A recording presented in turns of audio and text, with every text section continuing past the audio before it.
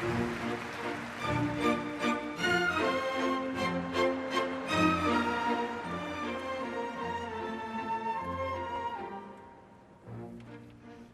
donna è mobile, qual piuma al vento, muta d'accento e di pensiero.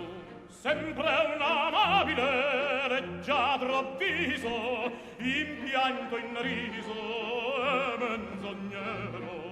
La donna è mobile, qual piuma al vento, muta d'accento di pensiero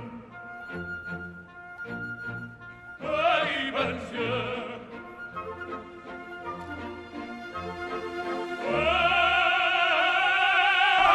di pensiero.